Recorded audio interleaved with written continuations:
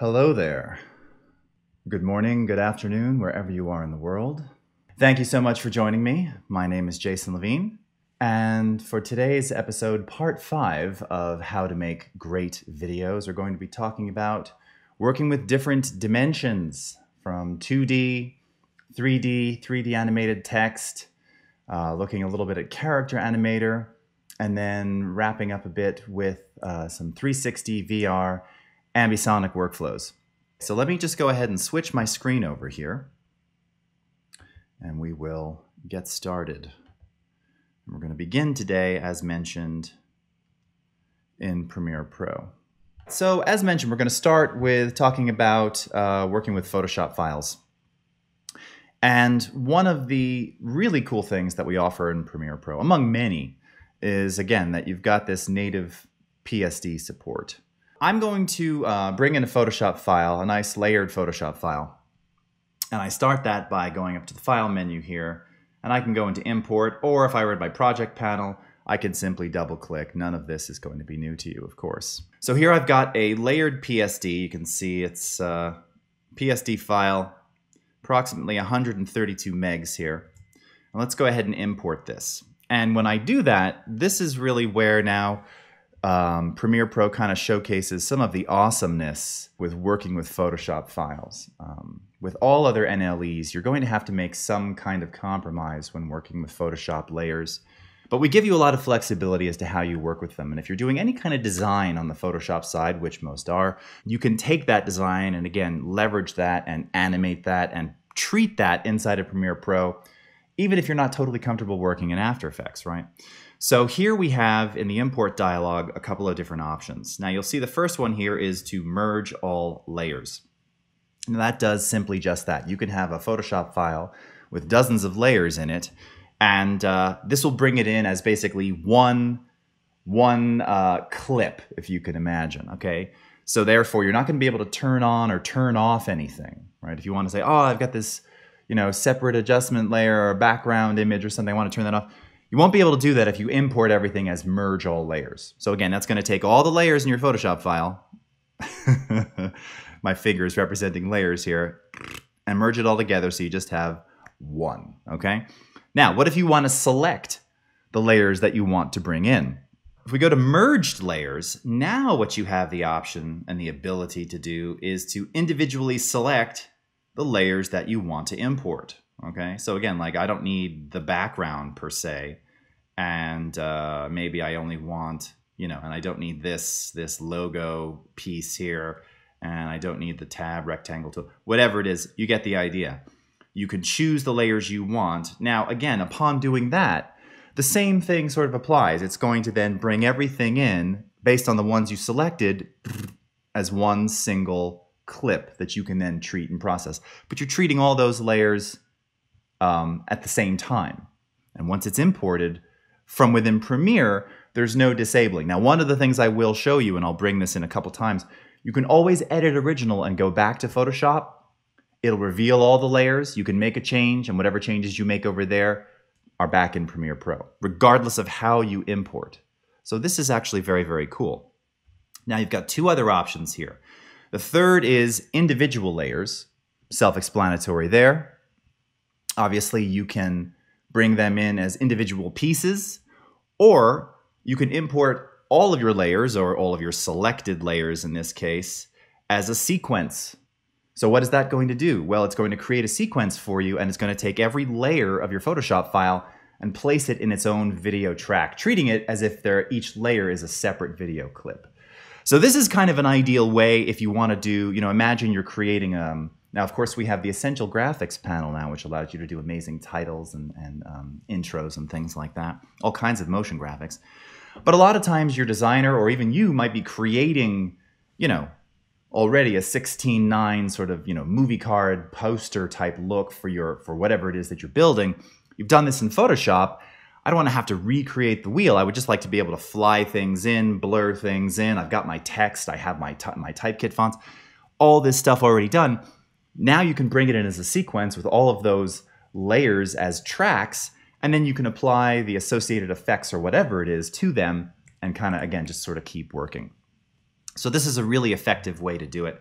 So let's go ahead and do just that. Let's bring in all of these layers as a sequence, and I'll leave everything turned on for now.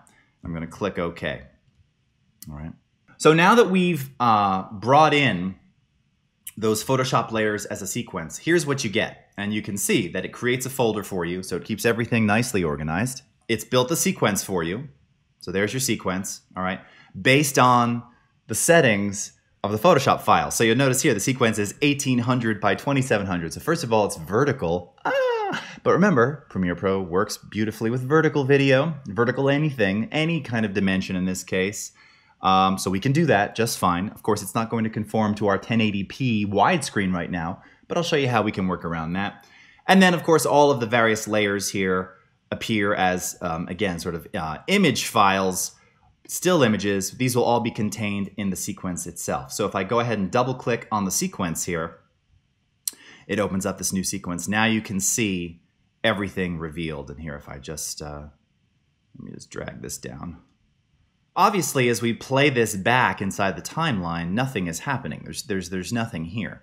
So this is now where we can, on this sequence, perhaps start to do some animation, all right? And again, I'm just going to show you very quickly. We'll just do some very basic opacity things just to showcase that all of your PSD layers can be processed and affected just as if they were video clips. So I believe V1 here is going to be that white background, all right? So we can leave that as it is.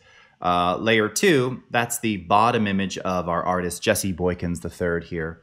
So let's say we want to do something very simple, like just kind of animate this in, all right, after about a second. So I'm going to go up to my effects controls here. Like I said, just going to do some very basic opacity things. Let's go ahead and set a keyframe, and we'll wind this back. I'll drop this down. And again, we just kind of animate that image of Jesse onto the screen. All right, and we'll do the same for a couple of these, and you'll see why in just a moment. Okay, so V3 is that top image of Jesse. Now this one I definitely want to animate on. So once again, we'll do a little keyframe here on this one. Make sure we're on the right layer. We are, layer 3. All right, set a keyframe, wind it back like this. Boom, boom. Okay, they fly on. And then perhaps we can have some of these other layers fly on after that. And you'll see why in just a second, because what I'm planning on doing here is actually overlaying this as an intro over top of a video interview where we have Jesse, all right? So come up to this next one. I'm guessing this is the bottom. Yep, this is that little piece right here. Go ahead, set a keyframe there. Again, wind it back. Maybe we'll have that appear, start to appear right around that time. Everything kind of fills in, all right? Oh, and that's cool. That's kind of a little color adjustment layer. I like that. So let's go ahead and we'll do the same thing on that one here. Wind that back. And you can see that the max there was 74. And we'll take that down to around 30, 40. That's good. Okay. And you get the idea. We can continue to do whatever we want here. Additionally, if we wanted to add effects or blur or whatever it is, again, I can pull up my effects. Let's go ahead and drag this up here. Let's go into something like a blur. And yeah, let's just grab something like a Gaussian blur here. Just sort of showing you if we wanted to blur that on as well. Maybe move that keyframe back over to here. All right, and if we step back a bit, you know, so it kind of blurs on along with the opacity change, okay? So you get the idea. Again, you're treating this now as if it were video, okay? Which is pretty cool. So now what we want to do is let's actually bring this into the sequence in question. And actually, you know what I'm going to do? I'm going to start this. Let's start this at around 60, like that. And you'll see why. Okay, so here I have a timeline that we've been working on, and you'll see if I go ahead and play this back, this is a little section of the interview with Jesse. So take a quick listen, or you take a quick look here. We're not focused on audio today. I don't even have it going through the stream right now. So take a quick listen here. When I think of play, I think of my childhood. When I think of my childhood, I think of like when there was no boundaries, when there was no one telling me what I could and couldn't do as far as my imagination goes and my creativity goes. To me, when I say play, I mean all right. So there's Jesse. Okay. So as I was saying, what I want to do is overlay that graphic of Jesse. We're going to do that by nesting the sequence into this main sequence here. So if we go back to the project panel, I can take this one that we just created. And let's go ahead and drag this in to V5 like this. All right, right about here. Actually, I'm going to move this up 2 frames. Snap that right there. Okay. Now, obviously, as we mentioned, this is not exactly the right dimension. First of all, this is vertical. Everything else is horizontal, 16:9. So one of the things that I might want to do first is kind of fill the frame with this horizontally. So I'm just going to scale this up a bit so that the background edges kind of line up here. And again, it's already centered for me. And then I'm also going to bring this to the top, because what I want to do is kind of fade things on and kind of gradually move down and then sort of dissolve out of this static graphic into the video. All right, and this is just showing you how we're just implementing Photoshop layers, again, imported from Photoshop, animated here in Premiere, dropped over top of some existing video. So we can start, we'll start with the position here, okay? And maybe by about there, this is where we want to be to sort of get to the bottom, you know, get to the end. All right, something like that. We even have the option here to do a little temporal interpolation, so we can, you know, ease into the stopping point there. We can also do Bezier or continuous Bezier, so again, just kind of smoother, less linear movement. Going to ease in there. And we've just done a little simple animation here where you will now see, notice he blurs in, the other images blur. Now we may want to space those out. Notice they sort of came on too fast. And by the way, that blur and the opacity shift right there on Jesse, right? This is what we set on the sequence when we imported it. Maybe we want these to come in a little bit later. Maybe we want to add a blend mode to those, okay? Maybe we want to add a blend mode to this whole thing. So again, we could do something like an overlay or a screen. That might be a little too much, although actually maybe that kind of works. Let's see.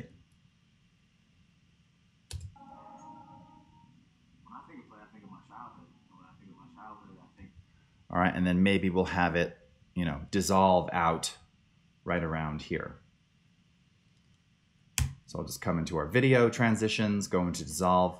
I'm simply going to click and drag across dissolve on here.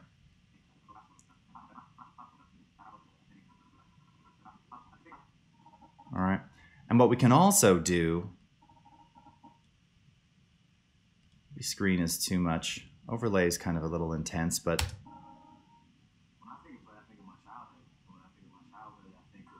yeah, I mean, that kind of works. Again, stylistically, I'll leave the good design skill to you guys, all right? But you get the idea, right? We're working with Photoshop files. Now, as I mentioned, you not only have the ability to import and decide how you want to work with those Photoshop files, but you also have the ability here to create a Photoshop file directly.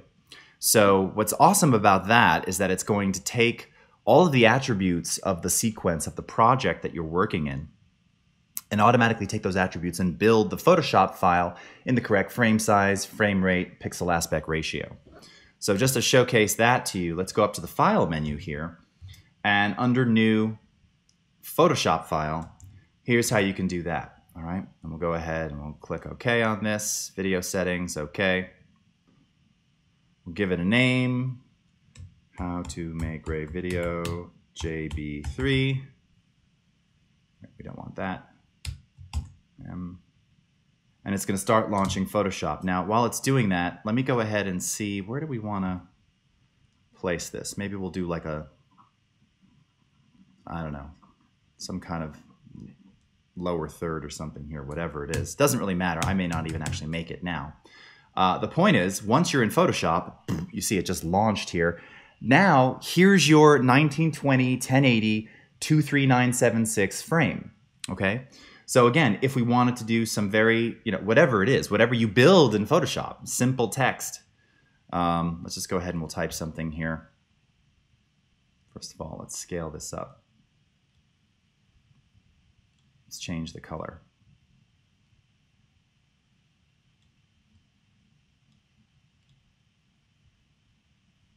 All right, and we'll say Jesse Boykins III. Okay. Double click on this. Let's go ahead and let's make this even bigger. Let's make this 110. And let's change this to medium. Well, actually, you know what? I kind of like it thinner. Let's go light. Ah, heck, extra light. Why not? All right.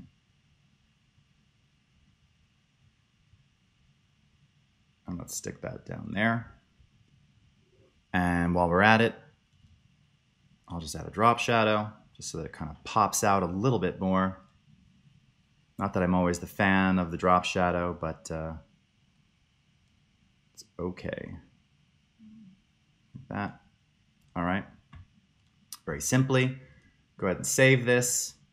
Okay. Back into Premiere. Here is the PSD that we just created. Go ahead and drag this onto a new layer. Turn the layer on, and there it is. Okay. And notice the drop shadow and everything that we applied to that is there. Okay. Now, I'm just going to show you this real quickly. Let's say that we actually wanted to animate this text, or you had animated text coming from the Photoshop side. So I'm just going to quickly turn off my camera so you can see the timeline here a little bit better, so I don't get in the way. All right, so similarly, we're going to twirl down the layer here,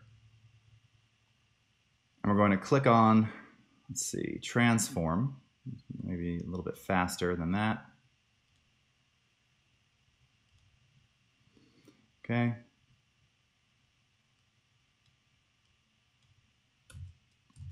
Let's go ahead and wind this back, place this keyframe over here. I'm going to take this, drag this off screen like that. Okay. So now we've got some animated text flying on.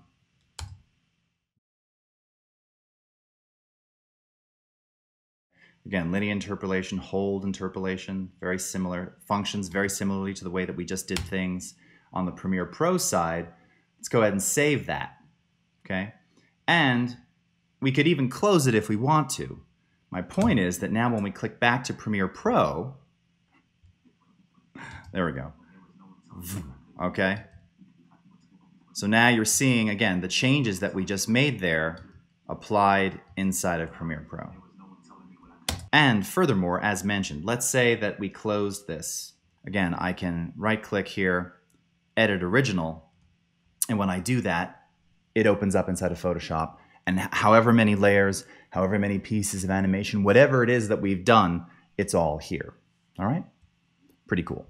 So let's go ahead and turn the camera back on now. All right, so that's working with sort of 2D, flat layers, Photoshop files, and integrating them into Premiere Pro. Now let's go ahead and segue over to After Effects and talk a little bit about making some 3D text. Now again, this is something which of course you can do in Photoshop, and many of you will be very familiar with that workflow. Many of you probably have never tried it in After Effects and thought it was a little too difficult. Well, something that we introduced last year to make, in particular, 3D extruded text and shapes a heck of a lot easier and very intuitive was to introduce the Cinema 4D render engine. Now, for those of you unfamiliar, Cinema 4D is a 3D authoring application. You can do 3D models, all kinds of incredible 3D things, 3D objects, of course. And it's integrated directly into After Effects. We actually have a 3D pipeline, not unlike a dynamic link from After Effects to Cinema 4D. And in fact, Cinema 4D Lite actually ships with After Effects. So when you download the trial of After Effects CC 2017, you'll actually see up in the file menu here that you have the ability to create a new Cinema 4D file. And this will automatically launch Cinema 4D Lite for you. And if you license After Effects or the entire Creative Cloud suite of apps, you will have Cinema 4D Lite pre-installed for you, and you can do this very cool workflow back and forth. Now we're gonna touch upon that a little bit. I just want to show you some really basic techniques for building some 3D extruded text, and it's kind of changed the way that even I do 3D text completely, because this is something I generally never would have done before, largely because it was just a little too intimidating. Now, before we even start, I just want to point out here that, so I have a very simple text layer and a background layer here in After Effects. And in fact, here, let me go ahead and switch this over. Okay. All right, so text layer, background layer. Let me go ahead and just kind of showcase to you, if we do Command K or Control K on the PC, this brings you into the composition settings. Now I'm just bringing you here to point this out, to kind of show you where you can find a couple of options here with regard to 3D, and just kind of talk about them very briefly. So this is all the details of the comp, and you can see, again, I'm doing a standard 1080, 16:9, square pixels, 24 frames, 7 seconds in duration. The background color of this, if there's nothing in the comp, is white. That can, of course, you can change that. Under Advanced, you have different options for working with motion blur. We're not going to touch upon this right now, but what I did want to focus on was the 3D renderer. Now, what's cool is, by default now, we actually default to using the Cinema 4D renderer. And as you can see, if you look at what that entails, it enables extrusion of text and shapes. Remember that After Effects works beautifully with vector shape layers. Again, you can introduce and import Illustrator files directly into After Effects and animate them and preserve the vectors. It says, and this is the preferred renderer for extruded 3D work on most computers. I didn't notice that before. What does it enable? Extruded and beveled text and shapes, reflections, curved footage layers, environment layers and reflections, material overrides. Okay, this is the default. Now, the previous 3D method was classic 3D. This is kind of what we refer to as kind of 2.5D, because actually it wasn't true 3D. You were really just manipulating 2D layers in a 3D space, or rather projecting light and shadows onto, like, a flat postcard, right? It wasn't really 3D. This is why we then introduced the integration with Cinema 4D, and of course, many of you, I'm sure, have worked with Maya and some of the other 3D applications to actually implement true 3D models into your After Effects comps. But now with the Cinema 4D render engine, particularly where we're talking about text and shapes, you have that ability right inside the app. You never have to leave the app, and it's really easy to do. All right, super, super easy to do, and I'm going to show you the easiest way just to start to implement some 3D extruded text here. So again, by default, you create a text layer simply by choosing the text tool up at the top, which now, of course, Premiere Pro has the horizontal type tool, much like Photoshop, as well as the vertical type tool. So you just type right on screen. You can see I've used my favorite color, orange, here. Oh, and by the way, it's worth pointing out, so what happens if you get the full version, or you're working with the full version of Cinema 4D already? Remember, I just showed you Edit Original with Photoshop. Well, obviously, you have Edit Original on Cinema 4D files, but by default, they're going to go to the Lite version, which is pre-installed. So if we go up to Options here, oh, sorry, not under Options, under About? No, where is it? Is it under Options? Choose Installation, yes. So now we've made it very easy for you to tell After Effects what version do you want to launch. So if you have the full version of C4D, previously to associate C4D files via Edit Original with the full version of Cinema 4D, that was like an OS level change that you had to make. Now you can do it directly from within After Effects. So again, we heard your feedback there and tried to make it a bit easier. Okay, so you ready? So we typed a text layer. Very simple. First thing you're going to do is you're going to enable 3D for the comp here, all right? So if you don't have this on already, you want to click on this box, this cube. And then for all the layers that you want to be in 3D space, similarly, you're going to turn on this switch. And the nice thing is we've got all these tooltips here that show you exactly what you want to do, allows this layer to be manipulated in 3 dimensions, okay? So you're going to turn on that for 3D text. Now, you're looking at that right now and you're going, oh, it doesn't really look any different. Okay, well, let's go ahead and twirl this down. Twirl down the options here. And now what you'll see is that you have geometry options. And when we twirl down geometry options, you'll see that you now have bevel depth, whole bevel depth, and extrusion depth. So let me go ahead and back out here. If we simply now take extrusion depth and start dragging this out and expanding it, now you can see we can begin to extrude that text, all right? Very, very simply. If you want to add a bevel, do the same thing here. Let's go ahead and bevel this a little bit. What kind of bevel style? Angular? Ooh, maybe not. Concave? Convex? Yeah, okay, whichever. Again, I'll leave the styling up to you. Go ahead and grab our rotation tool up here. And just to kind of showcase to you what's happening, all right?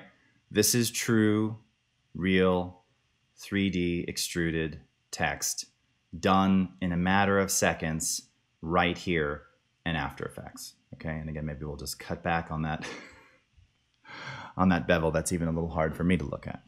Now, taking that a step further, of course, you naturally, if you go under material options here, here's where, again, now I would recommend going to some of our CC Learn channels. We're not going to do that on today's episode. We've got too much to cover.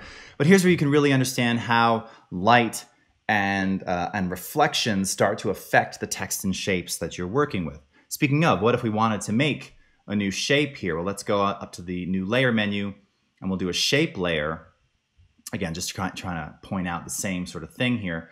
If we go up to our tools, you know, rectangles, ellipse, polygon, whatever. So let's just choose our rounded rectangle tool.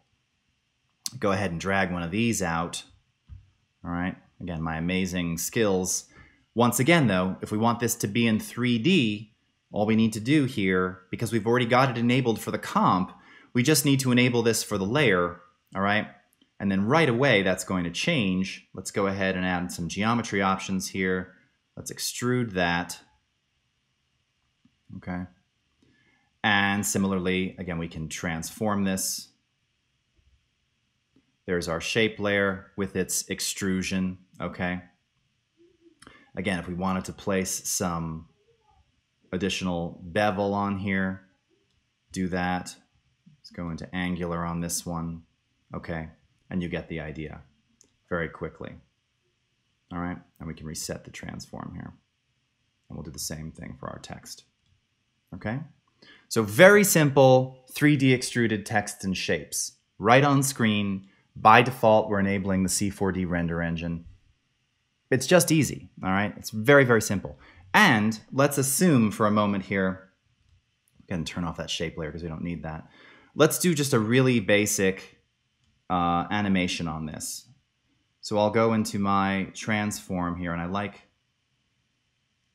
the position of this. All right, let's just do a couple degrees here.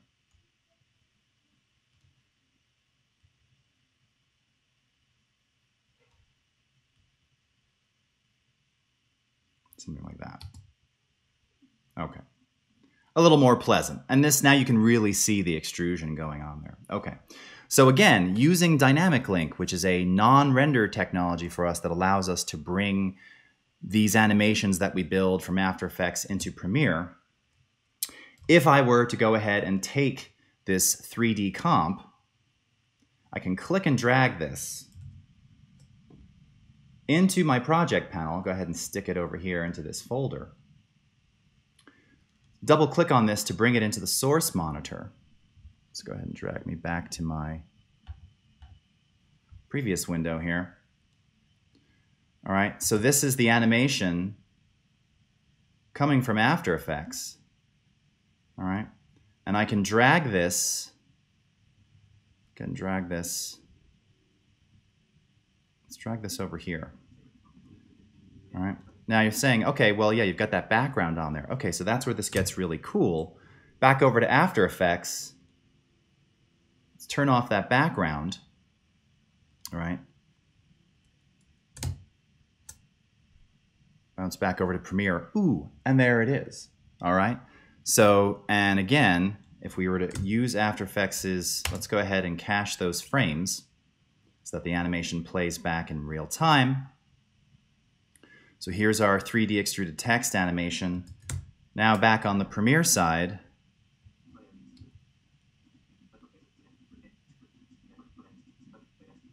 Right. After Effects feeding Premiere Pro. So that's working with some basic 3D text coming from After Effects and using Dynamic Link to bring it into Premiere Pro. So now let's take this a little step further and kind of dive a little bit more into working with Cinema 4D. Now again, I've got some very limited capabilities here. Lots of training, lots of tutorials, lots of ways for you to get info on how to do this fully. But this is just going to show you once again the ease, simplicity, and smooth workflow of going between After Effects and Cinema 4D, Light in this case, but the same process would apply whether you're going to Light or the full version of Cinema 4D. So in here I have a comp that was built for me where we've got a shape layer, just that circle, and we've got some flat 2D text flying in. In fact, that may have even used one of our presets, you know, fly in from camera or something like that. And I want to bring this into Cinema 4D to not just extrude, but maybe add some of the different types of fluid motion and things that it allows you to do, different types of properties on 3D text and shapes. So what I can do directly from After Effects is I can go up to, with the comp selected here, again, using standard text, you can see these are standard text layers. All right, and then our ring is a shape layer, same shape layer that we just created when I just created that rectangle. Go up to the File menu. Oh, and here, I'll switch my camera again. So I'm in the right place so you can see what I'm doing. And under Export, I'm going to choose Maxon Cinema 4D Exporter, okay? So what this is going to do is this is going to create a C4D file. And then we're going to be able to establish that linked relationship between After Effects and Cinema 4D. So just in a similar way as you saw where I made a change in After Effects, you know, dragged the files into Premiere, saw it, changed something else, it updates, you can establish that same type of link, similar type of link between After Effects and Cinema 4D. So let's choose Maxon Cinema 4D Exporter. And what this is telling us is that some 2D layers were found. These will not be exported. That's legit. That's fine. Yes, we only want the 3D stuff to go over to Cinema 4D so that we can do more 3D with it. Click OK. Now, this is where you have to make a choice. I want to extrude text as shapes because, one, I want the highest fidelity export, but also I'm merely going into C4D not to change any of that text, but to, or rather, not to modify the font and the content of the text. I'm going over there to modify the 3D itself as if it were an object. So you can choose whether you want to extrude text as shapes or keep the text and preserve it as editable. For this, I'm going to use extrude text as shapes.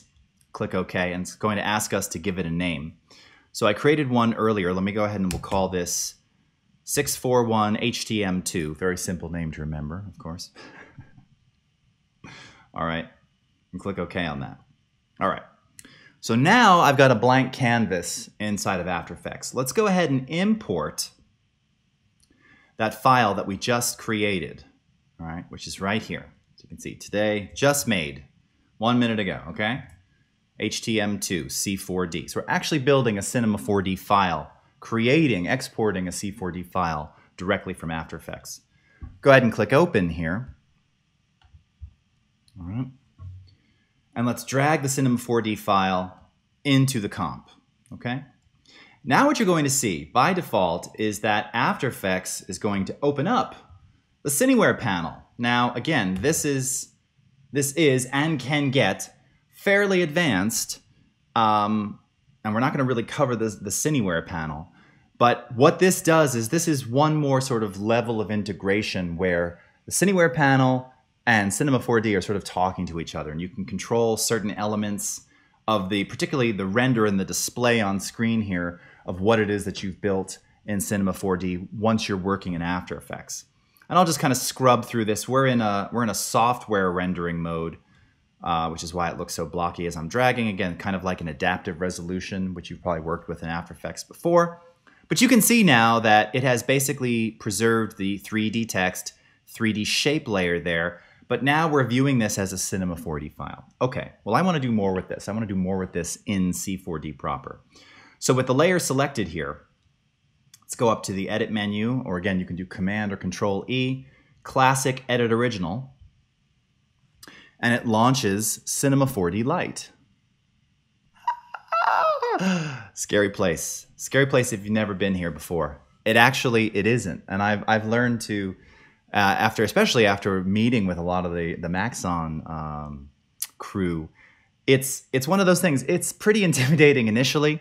There's tons of great training out there on how to get started in here. First and foremost, let's just go to the play button here so you can see once again that it took what you just saw in After Effects, all right, and basically recreated that as a C4D file that we're now going to be able to play with, okay? So what do we want to do with this? Well, I was thinking that since it says waveform, maybe we could add something like a wave animation to those 3D objects, to the 3D text there. Again, I'm just to kind of showcase the pipeline, the connection between the two apps here. So let's do that. So if I go up to what is effectively your layers panel, all right, let's go ahead and twirl this down and twirl down the text layers here, waveform, all right? And actually, let me go ahead, yeah, you should, here, I'm gonna move my camera over again so I'm not in the way. There we go. Cool. And up at the top here, under Bend, you can see you can add bend objects. If I hold this down and click on it, you can see that you can do bend, bulge, shear, taper, twist, explosion, and that is just that, kind of like particle style explosion. Formula, or what do I want? Wind. Let's go ahead and choose wind. Go ahead and choose wind. And it adds this wind property. Now I want this wind object to affect the wave text. So you can see if I want it to affect the letters of wave, I'm dragging it down. I want to make sure that the arrow is pointing down, that the wind affects the layers below, just like that, okay?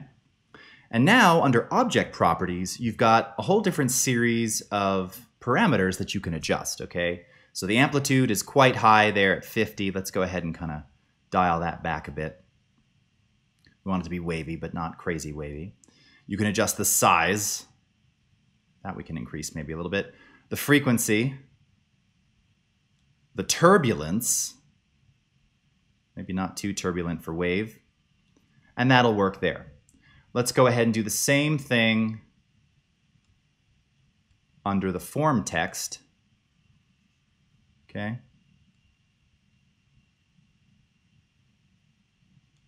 And I'll just set it slightly differently here. Okay. Very simple settings, very simple adjustments. Let's go ahead and play this. All right. And now you can see everything's moving. Now, again, what if I, I want form to be moving even more, so we can increase the frequency here. And let's make it even more turbulent too. So that, just so that it's very, very noticeable, okay? Who wants to hire me to do their graphic design and animation? Right. Okay, you get the idea. We've done some cool stuff here. And also notice the performance in this app is amazing. All right, so now what we're going to do is we're going to save the change that we just made there. Now remember, we sent this file from the After Effects comp to Cinema 4D. We're modifying it here, but the two are linked together. So when I click back over to After Effects, notice right away it updates so that you can see that those wavy changes have been applied. And under Render, I'm actually just going to go into a standard draft mode so that it looks a bit better.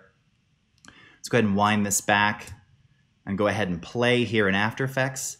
And now, just as we saw with dragging the After Effects comp into Premiere, using the Export Cinema 4D Render option, now all the stuff that we're doing in Cinema 4D, we're seeing here live in After Effects. Super, super freaking cool. And you have this constant back and forth where you can really make some amazing, amazing 3D creations. And now you have all the power and flexibility of a true 3D pipeline, whether you just want to do basic text and shapes or even more, leveraging the render engine natively in After Effects from Cinema 4D, or sending the entire comp with its 3D layers to Cinema 4D to do, again, advanced, texturing, lighting, reflections, all of those kinds of things, and then leveraging the Cineware panel here, all right? So that's a little bit on 3D text and shapes and working with Cinema 4D and After Effects together. Okay, I was going to go into 360, but let's end with 360. And let's just briefly talk, since we're kind of in this animation world now, briefly talk about Character Animator. So Character Animator, for those of you unfamiliar, we are now in beta 6. And this is an application that allows you to bring 2D and 3D Photoshop or Illustrator character images to life. So if you create characters, animation characters, illustrated characters in Photoshop or Illustrator, you can then animate those and do some really amazing things with Character Animator. Now, I just want to point out, first of all, to make these characters work, again, all they are is layered Photoshop files or Illustrator files. How do you make those? All right, well, first, this one is already created. Her name is Maddie. This was a photorealistic one, actually photographed from a true 3D model. This is really, really cool. If you want it to work and move with you and have your lips move with it, you need to set your rest pose. So I'm going to look into my camera here, set a rest pose. And what you'll see is that if you've ever worked with After Effects and you've used our face tracker, you'll see that it's tracking my eyes, my nose, my mouth, the shape of my face, my eyebrows. Okay, that's frightening. It's tracking everything. So when I do that, let's go ahead and make this bigger. It's also tracking on screen. Now, it will also do mouth, lip sync as well. And I've got a separate microphone for that. So let me go ahead and turn this up. So now when I talk, Maddie, hello, how are you all? You can now see that her mouth is following the movements that I'm making. And this character happens to have the ability to allow you to pick her arms up and do the wave, or, walk like an Egyptian. Anybody remembers that from the 80s? That was the Bangles. Okay, you can have hours of fun just playing with these characters. Notice it even turns heads. So this was kind of some new stuff that we added in some of the various betas. Really, really cool, really easy to do. In this latest release of Character Animator, we also introduced something called walk cycles. This was kind of a limitation before, where if you wanted the character to walk, you actually had to go over to After Effects and do that. But now, using keyboard shortcuts, you actually have the ability to let your character walk based on how you have the legs rigged. I'm going to talk about that in just a second. Just to kind of show you, though, here, using the arrow keys, you've got a couple different methods of walking, including walking, slumping, strutting, prancing, sneaking, that's my favorite, running, and you can tell our engineers have a good sense of humor, head banging. So if we do something like sneak, well, let me just show you walking first, very simple walking. Again, you don't even have to do anything. Once you have legs rigged, it understands how this all works. And you can see you can start it by using the left and right arrow keys. I'm going to do just that, and I can have Maddie walk across the screen. All right. Now, the product manager for this, Dave Werner, has some amazing tutorials on how to do everything you need to know about Character Animator. So I highly recommend checking out Dave Werner on YouTube, and you can find a lot of his tutorials again on the CC YouTube channel and all throughout YouTube. But if we go to something like Sneak, just to kind of show you some of the funny things you can do with these characters. Right, there's a little sneak walk. I've got a little one. That's kind of a walk he implements a lot. Here's the headbang. I don't know what that is. That's an odd one. Some of these walk cycles look better than others. Here's a prance. Just kind of gliding. All right. It's a lot of fun. Now, here's what I want to show you. You're probably thinking, okay, yeah, but someone built that character for you. This is way too difficult. How do you do this at all? All right. Well, this was something that we also introduced. Rather than having workspaces, you have workspace modules. So the first one is Start. So first of all, we have an interactive tutorial. And I really want to point this out because if you're thinking about doing character animation, if this is something that you're interested in, there are many ways to do it. Yes, people traditionally have done it in After Effects forever and in other applications for that matter. But again, typically your characters are built up, drawn, illustrated in Photoshop and Illustrator. This is going to walk you through the whole process of building one. We even give you template puppets. That's right, pre-built ones. So this is Chloe, Wendigo, and Finn. This was the original, one of the originals. Actually, the Red Monster, I think, was the very first, and you've seen that in some of our marketing. I've even worn the shirt on a couple of the live streams we've done here. So, oh, and there's a Walkbot. So again, this is a new, oh, there's the Red Monster right there. And look, as you click on him, you can see he animates a little bit. He's actually the original, the first character that was created for this. So, and this again, this Walkbot profile view, robot with a walk cycle, nutcracker jaw, and blinking lights. There's all kinds of amazing things you can do via keyboard triggers to really do very advanced animations inside Character Animator. The cool thing is that this Start module is going to show you how to do it. So you can open an interactive tutorial, then watch additional video tutorials to show you how to use all those elements. And then even if you're not a creator, like by the way, I drew myself in Photoshop and rigged it, just line drawing, and made it work. I'll refrain from showing that to you, but it kind of it looked somewhat similar. Again, just lines, easy to draw long hair and eyes, you know. Next, you have the rigging. And here is where, again, if you look over into the puppet panel, this is effectively your layers. This is your layers panel, okay? And all of your layers are appropriately named, again, based on the parts of the body. Now, what I want to showcase to you here is that in the properties panel here, oh, well, first of all, we also just added blend modes. So you can see we've actually got the Red Monster living inside of the center panel here. And now if I kind of hover over blend modes, I can change them on screen here very easily. Again, all the same blend modes that you know from Photoshop. And you can now use blend modes in your characters.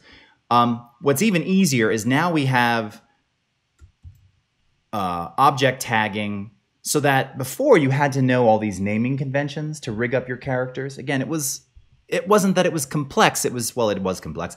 It was just there were rules that you needed to follow, and you kind of needed to know those to make it work at all. Now you can bring these layered Photoshop files in. You don't have to worry about naming them with all these special, because it was like equals, parenthesis, exclamation point, close parenthesis. That was how you denoted something was a leg before, whatever it was. Now you can select, you can select your left arm layer, and you can then go into here and tell it, okay, yep, that's my left arm, or more specifically, that's my left wrist, okay, or the elbow, or whatever it is, and just tag these things, and it will do that for you inside this rigging module. Super cool.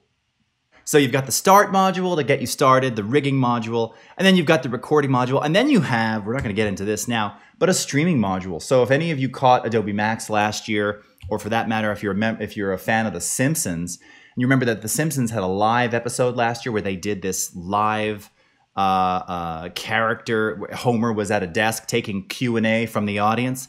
That was done with Character Animator. And in fact, part of the reason that we even have that streaming capability was because of The Simpsons. Okay? So again, if you're doing, YouTube live streaming, Twitch live streaming, whatever, you can actually stream this out, stream out the character itself, not the window of you talking and everything, and do a live performance with a puppet. Okay? See, you can just, it's just so fun to play with these things and move them around. And have her walk and sneak away. Goodbye, Maddie. Oh, wait, no, she's coming back. Okay. So now, in this latest version of Character Animator, under Export, this is actually really cool because you'll see that you have the option here to export via Adobe Media Encoder, or you can do sort of the classic ping sequence and wave. You've got obvious live options here. So just more flexibility when working and bringing those elements, again, into After Effects. Okay, and what was I going to show you here? There's something else I was going to show you. Oh, yeah, you can even see, like, you know, under here, under your scripts, new comp from Character Animator recording. So just a lot of flexibility here, additional options for export. All right, so that's a little bit on Character Animator. We're going to close today with the world of 360 VR and most recently introduced to Premiere Pro, Ambisonic Spatial Audio. Probably don't have to tell any of you what that's all about. You know now that 360 video supported on right here on YouTube, as well as on Facebook, right inside the browser on your app, on your phone. Also, of course, if you've got a headset, goggles, you can now create, edit, and author 360 VR content inside of Premiere Pro very, very easily using, you know, most, if not, you know, most of the available 360 cameras out there today. So I've got a couple different examples I wanted to show you here very quickly. Working with 360 is easier than ever before. Part of that is because, well, we've implemented a lot of things for Premiere Pro to be auto-aware of the type of VR content that you're shooting. Now, this particular piece that I have here, so I shot this with a Samsung Gear 360. That's the camera I have. Fairly inexpensive. It is a 4K 360 camera. One of the first really popular ones was the Ricoh Theta. Now, that's a 1080p camera, but you see that all over the web. And again, a lot of the people who were kind of doing this a year ago had that Ricoh camera. The great thing is that you can just bring 360 footage into Premiere Pro, and if you take that footage and you right-click or control-click on it, and you say New Sequence from Clip, Premiere Pro automatically knows what to do. Now, I just want to point out some of the new sequence settings that we have, because we've made this even easier. Oh, let me just reset the workspace here again. There we go. We've made it even easier to allow you to select the proper sequence settings and to really sort of understand what's happening before you even begin editing. So at the bottom of the project panel, and by the way, if you don't see all these panels on your in your Premiere Pro, you can switch your workspace. I'm in the editing workspace. You can also find panels under the window menu. If I click on the new item icon here, let's go into the sequence menu. And new in this latest release of Premiere Pro, you'll see that we have sequence presets for VR, both monoscopic and stereoscopic. So a lot of people have been asking, does Premiere Pro support 3D stereoscopic VR? And the answer is yes, it does. And I've got a couple of examples of that to show you here. So whether you're working in monoscopic, which this footage that I shot was, or stereoscopic, if you twirl these down, you'll see that we have a whole series of common presets based on sort of the cameras of the day. This 3840-1920, that actually happens to be the resolution of the Gear 360. It's not 3840-2160, which some people have pointed out. But again, still, you can notice I've got a little letterboxing going. I love that look anyway. It makes it look a little more cinematic. And then you have options to use these with Ambisonic Audio. Ambisonic Audio now adds that additional spatial audio reference to your 360 content. So if you're in headphones, now you don't even need like a VR headset to be able to hear your Ambisonic Audio once it's played back via the web or whatever. Ambisonic is a 4-channel format that we're currently, well, there's multiple flavors of it, but currently we support the 4-channel flavor of Ambisonic Audio. This can be captured with a number of different devices. One of the really popular ones right now is the Zoom H2n, which does it for you, creates and encodes these AmbiX files for you that you can bring directly into Premiere Pro and drag right into the timeline, and we just know what to do with it. Similarly with stereoscopic, if we twirl this down, you can see a lot of the various options here. Again, all the way up to like 8K. I mean, you know, and again, you can build different ones. These are just preset suggestions, right? You've got a lot of flexibility here with how you work. So these are all the various preset options that we give you. Now, one thing I want to point out when you're working with Ambisonics specifically is that you have to make a change to how Premiere Pro handles adaptive audio media. Or rather, under Premiere Pro's audio preferences, we have an option how to handle multi-channel mono media. The track option has to be set to adaptive. This is very, very crucial if you want your ambisonic audio tracks, audio files to work. Where do you find that option? Premiere Pro, Preferences, or on the PC, Edit, Preferences, Audio. And under Default Audio Tracks, here, multi-channel mono media, you want to set that to adaptive. Oh, sorry, that's getting cut off. Set that to adaptive. And once you do that, then you will know that your ambisonic 4-channel audio files will import and they will work properly inside of Premiere. Okay. So again, once you have your media, though, inside of Premiere Pro, you don't even have to go to the sequence menu. As I showed you, you can just right-click, control-click, new sequence from clip, and it'll build the sequence for you. Now, what we're looking at here is just kind of what's known as the equirectangular frame. This is the flavor of 360 VR that Premiere Pro desires, okay? Equirectangular. Now, there's lots of applications out there that will take this equirectangular or raw, unstitched 360 content and create the equirectangular frame that Premiere needs. Some of the cameras do it automatically, like the Nikon Key Mission automatically does the stitching, spits out equirectangular media, drop it right into Premiere Pro and start editing. Other cameras like the Samsung Gear 360, they have their own third-party app that they package with the Gear 360 for you to do that stitching, but you do it externally. You have to do it after you've done recording. And I have some options here where I can show you some of the unstitched media as well. And then there's also other applications like Metal Skybox, and that's METTLE, that will allow you to take any kind of raw 360 content from all the various cameras out there, and they'll do their own stitching. They have their own capabilities to do stitching within Metal Skybox as well. And that's a great investment if you're going to be working a lot in 360 and VR, particularly in After Effects and Premiere. So to enable this for 360 viewing inside of Premiere Pro's Program Monitor, you need to turn on the VR viewer, which is this icon that you see down here, Toggle VR Video Display. Now, that button, I don't believe, is enabled by default. So how do you get that button into your Program Monitor? You want to go into the button editor, which you can find here. That's the little plus sign that we see over here, and you can see the tooltip there, button editor. So go ahead and click on the button editor, look for that VR video display, and simply click and drag that down into your buttons panel right there. And when you do that, I've already got it in there, of course, turn on the VR video display, and now we can just click and drag inside the Program Monitor, and we are seeing 360. And I'll go ahead and let me just turn down the audio here. This is me driving in the car in the desert. All right, play this back.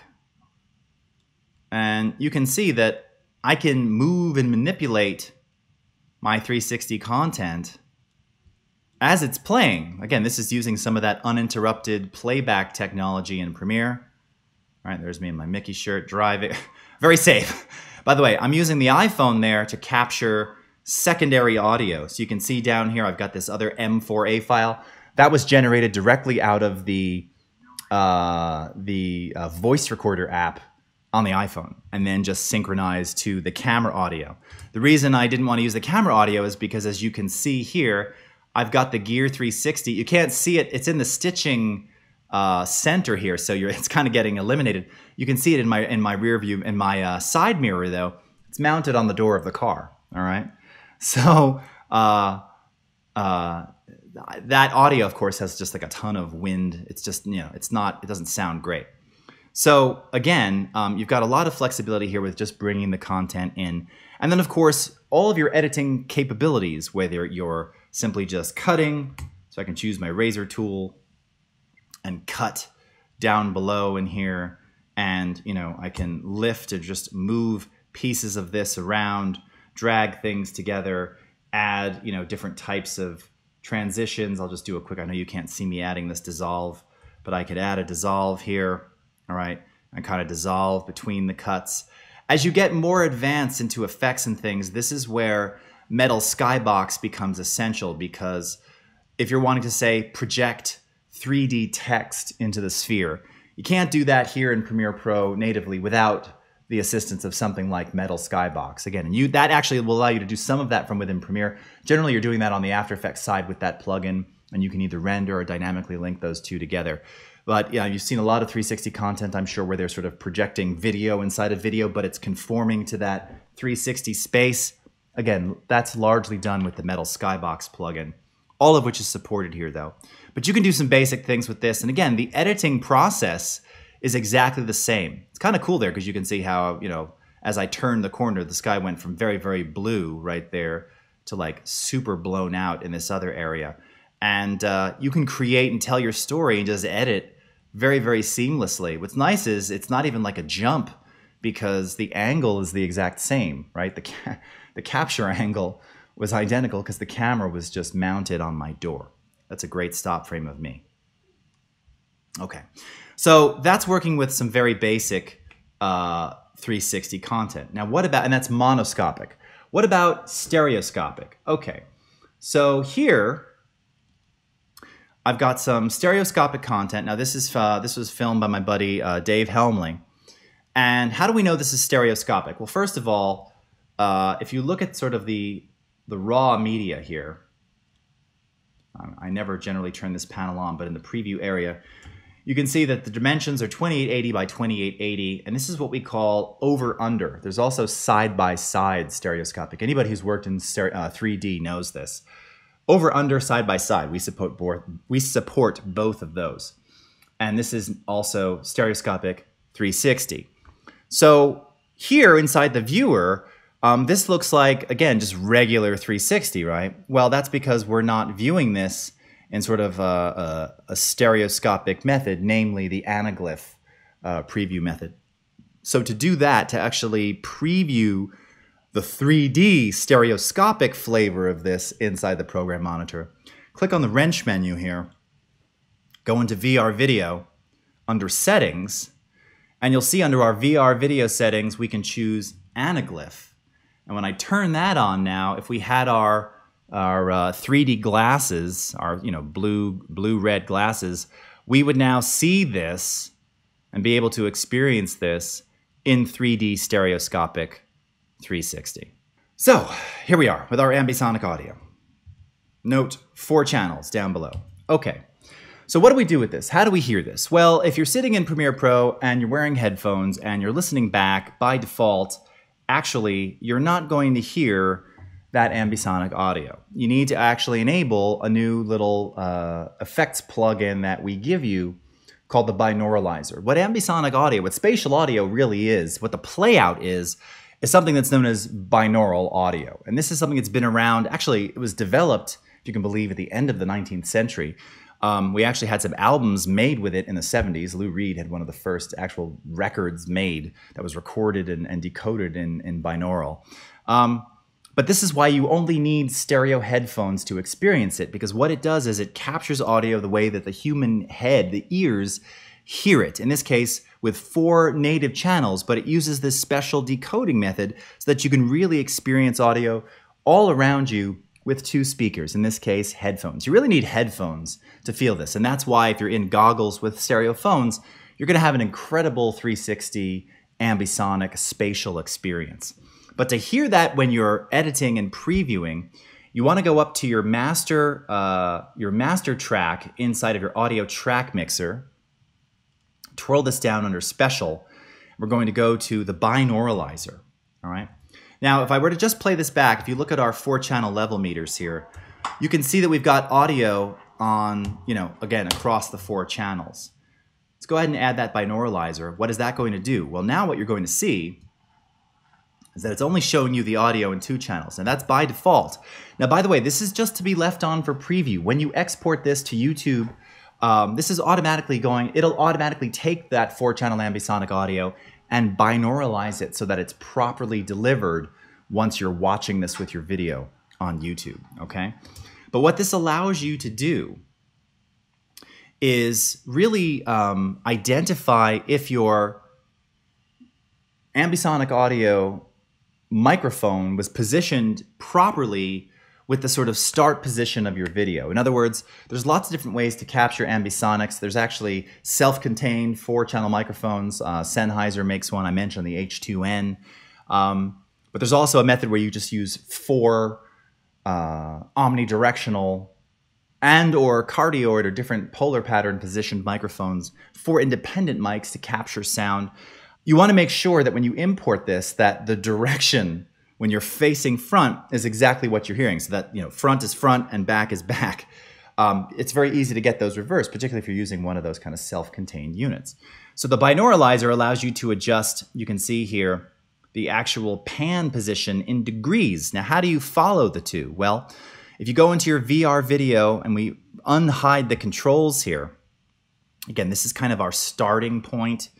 If I wanted to hear what the audio sounded like, let's say, at minus 180 degrees, I could dial in the same position here and play this back. Now, again, I'm not playing the audio for you over the stream here. It's not really important for the moment. But the idea is that you'd be able to test whether or not this sounded exactly like that. In fact, you know what? Let me go ahead. I'll turn it on for you so you can hear it. Go. Focusrite. So if you're listening in headphones, you'll actually be able to hear this.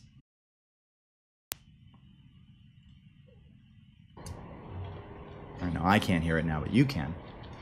And as I move this around, the audio as I'm moving that around, you should hear it sort of shifting position, okay?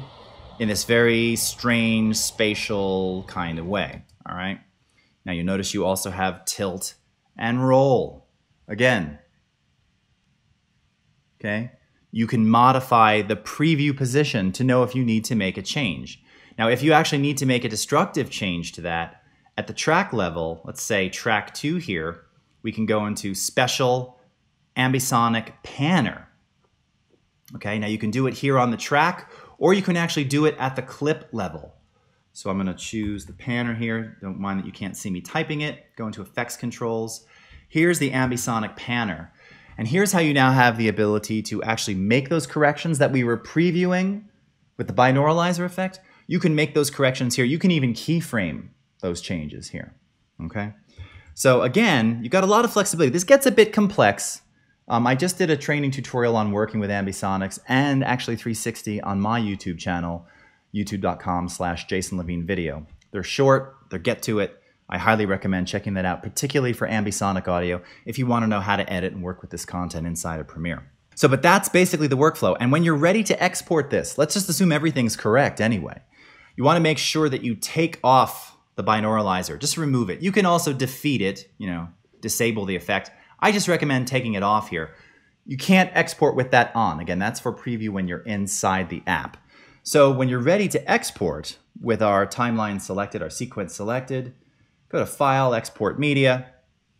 And again, you can export these directly to YouTube. Once again, now if you're using ambisonic audio, of course, you can go to YouTube. You can also go to Facebook. You'll notice that you'll want to choose H.264 for your format if you're going to the web for those.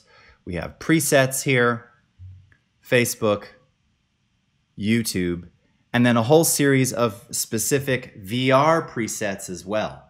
So in the case of this one, it would be VR over under 2880 ambisonics because this is that particular kind of content. What's cool about that is when you choose that, all right, because we are auto-aware, as mentioned before, inside the media encoder, it automatically knows the video is VR and it knows the frame layout. Again, here's that side-by-side option. If that's how it were configured, it would know that it was side-by-side. And additionally, if you go under Audio, Settings, Channels for bitrate 512 is the standard that YouTube wants, the bitrate for ambisonic audio, and then audio is ambisonics. So when you publish that to YouTube, whether you go directly via the Publish tab here, and you can publish directly to your YouTube channel right from within Media Encoder, or you upload it after the fact, you're now going to know that your audio has proper ambisonics, It'll be displayed that way, and everything's just going to work really brilliantly. So, what did we talk about today? Well, 360, VR, ambisonics, monoscopic and stereoscopic, 3D text using the Cinema 4D render engine inside of After Effects natively without leaving the application, or further 3D text and shape layer creation and animation using Cinema 4D Lite, which is integrated directly into After Effects. And then we kicked everything off working with 2D in Photoshop by bringing in Photoshop layers and animating those in Premiere and in Photoshop and preserving the animations. And we also talked about doing character animation, bringing 2D and 3D characters to life, sourced from original Photoshop and Illustrator files from within Character Animator CC Beta, all of which can be accessed from the CC Desktop app. Thank you so much for joining me. My name is Jason Levine. Hope you enjoyed episode 5. We'll see you next week for episode 6. Take care, and we'll see you next time. Thanks, everybody. Bye-bye.